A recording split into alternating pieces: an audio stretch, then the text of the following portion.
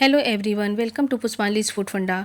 आज मैं आप लोगों के लिए लेकर आई हूँ आम और नारियल से बनने वाली मिठाई, जो बहुत ही टेस्टी होती है, जो बनाना बहुत ही आसान है और 15 से 20 मिनट में ये बनके बिल्कुल तैयार हो जाती है। चलिए स्टार्ट करते हैं। सबसे पहले एक नारियल लेंगे, उसे तोड़कर इस तरह से छोटे छोटे पीस कर लें।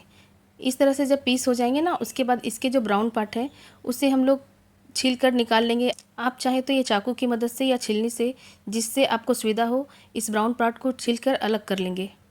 ये बहुत ही आसानी से छिल जाता है। नारियल के इस छिलके को हटा देने से मिठाई बहुत ही सॉफ्ट बनके तैयार होती है। सारे नारियल के पीस को बिल्कुल इसी तरह से छील कर तैयार कर लेंगे। अब इस नारियल को छोटे छोटे पीस में इसे कट कर लेंगे। ज़्यादा बड़े बड़े पीस नहीं कट करेंगे, नहीं तो इसे मिक्सी में डालकर पीसने में असुविधा होगी। सभी नारियल को छोटे छोटे पीस में कट करके तैयार कर लेंगे। ताज़े नारियल बहुत ही सॉफ्ट होते हैं, जिसे काटने में बहुत ही आसानी होती है। सभी नारियल को इसी तरह छोटे छोटे पीस में कट करके तैयार कर लेंगे और इसे साइड में रख देंगे। अब एक पका हुआ आम लेंगे और इसे अच्छी तरह से धो लेंगे। इसे धोने के बाद अब इसे चाकू की मदद से इसके छिलके को अच्छे से उतार लेंगे। अभी मार्केट में बहुत ही ताज़ा और बहुत ही मीठे आम आ रहे हैं। आम के छिलकों को अच्छी तरह से उतारने के बाद इसे हम छोटे छोटे पीस में कट करेंगे। अभी जो सीज़न वाले आम होते हैं ना, जितने ये टेस्टी होते हैं उससे ज़्यादा कहीं ये मीठे भी होते हैं। अब इस आम को छोटे छोटे पीस में कट करके तैयार करेंगे। बिल्कुल इस तरह से कट करके तैयार कर लेंगे। अगर आम के पीसेस अगर थोड़े से छोटे या बड़े होते हैं तो इससे कोई दिक्कत नहीं है, क्योंकि मुझे इसे मिक्सी में डालकर इसे एक पेस्ट तैयार करना है। अब मिक्सी का एक जार लेंगे और जो नारियल के टुकड़े को जो मैंने काट के रखा था ना, अब इस नारियल के कटे हुए टुकड़ों को मिक्सी के जार में डाल देंगे। इस नारियल के टुकड़े को डालने के बाद एक स्मूथ सा इसका पेस्ट तैयार कर लेंगे। इसे बिना पानी के ही हमें तैयार करना है। बिल्कुल इस तरह से हमें इस पेस्ट को तैयार करना है, जिस तरह से इसमें दिख रहा है। अब एक और मिक्सी का जार लेंगे और उस जार में कटे हुए आम को जो हमने साइड करके रखे थे ना, वो इस मिक्सी के जार में डाल देंगे। अब इस आम को डालने के बाद इसमें हम चीनी ऐड करेंगे।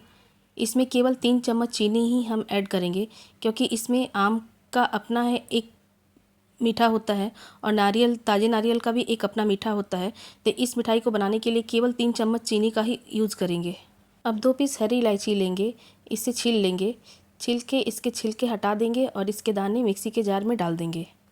हरी इलायची के डालने से इसके फ्लेवर जो मिठाई के हैं वो बहुत ही अच्छे आते हैं।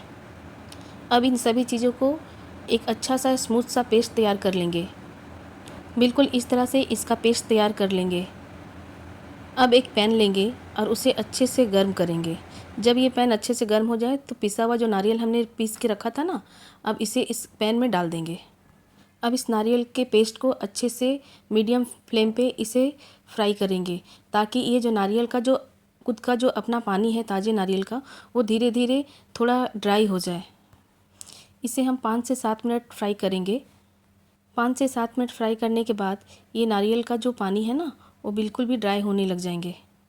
आप चाहे तो इस मिठाई को बनाने के लिए डेसिकेटेड कोकोनट आते हैं ना, आप वो भी यूज कर सकते हैं, जिससे ये मिठाई बनाना और भी आसान हो जाएंगे।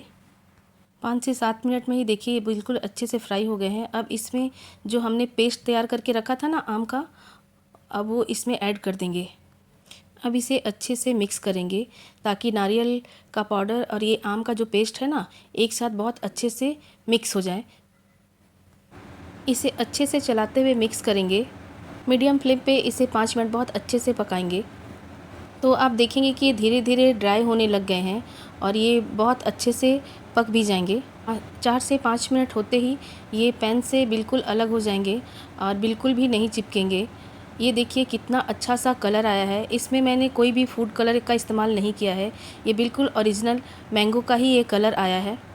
अब इसमें 4 चम्मच मिल्क पाउडर डालेंगे। ये बिल्कुल ऑप्शनल है, अगर आप नहीं डालना चाहें तो आप इसे स्किप कर सकते हैं। मिल्क पाउडर डालने के बाद इसे अच्छे से चलाते हुए मिक्स करेंगे।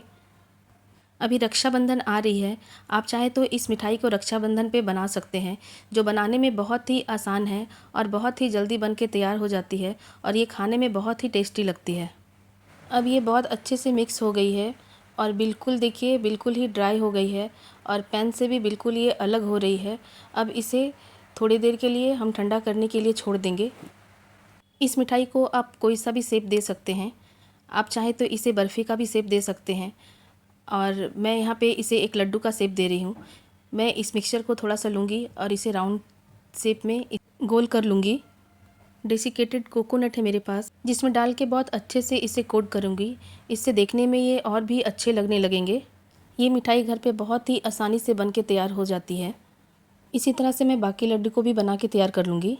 ये देखिए, देखने में ये कितने खूबसूरत लग रहे हैं।